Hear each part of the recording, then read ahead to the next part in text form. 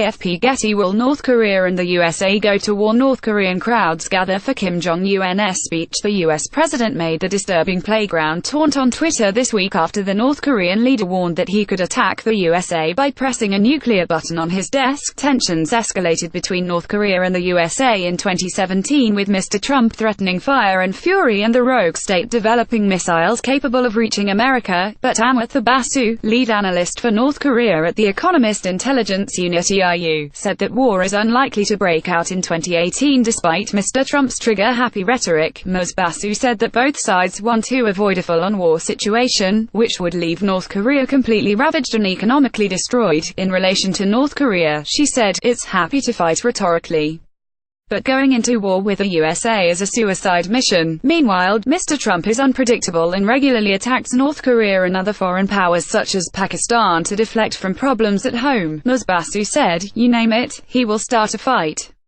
But one also has to remember he has an entire administration supporting him. It's not in the USA's interests to go into nuclear warfare with North Korea." Twitter. Will North Korea go to war with the USA? Donald Trump mocks Kim Jong-un on Twitter. Asked about Mr. Trump's nuclear button tweet, Ms. Basu said, "I wouldn't read too much into it. For me, I would focus more on the opening of the border hotline." North Korea apparently ignored Mr. Trump's tweet on Tuesday night.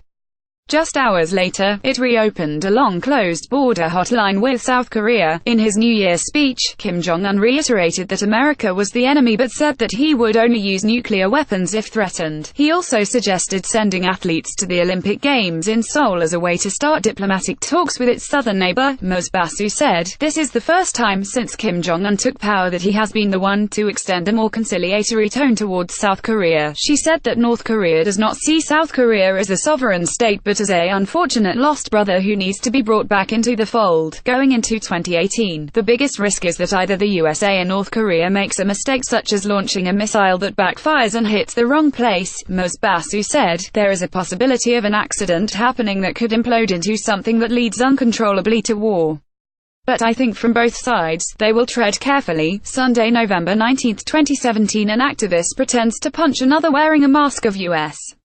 President Donald Trump next to a model of a nuclear rocket. The EIU forecast for 2018 said that North Korea has made progress in developing nuclear weapons and a long-range missile that can threaten U.S. soil. It said, "The combination of a more aggressive stance by the U.S. and the likelihood of North Korea becoming a fully fledged nuclear state capable of hitting the U.S. mainland by 2018 or early 2019 could result in an escalation to major armed conflict. Indeed, risks will be heightened over the next 2 years, with some in the U.S. calling for a preventative strike before North Korea has the capability to launch intercontinental nuclear missiles. However, under such a scenario, North Korea would almost certainly retaliate with conventional weaponry and potentially shorter-range nuclear missiles, bringing devastation to South Korea and Japan in particular, at enormous human cost and entailing the destruction of major global supply chains. The likely human and material consequences of going to war with North Korea, arguably an unpredictable state at the best of times, remain the strongest deterrents to war.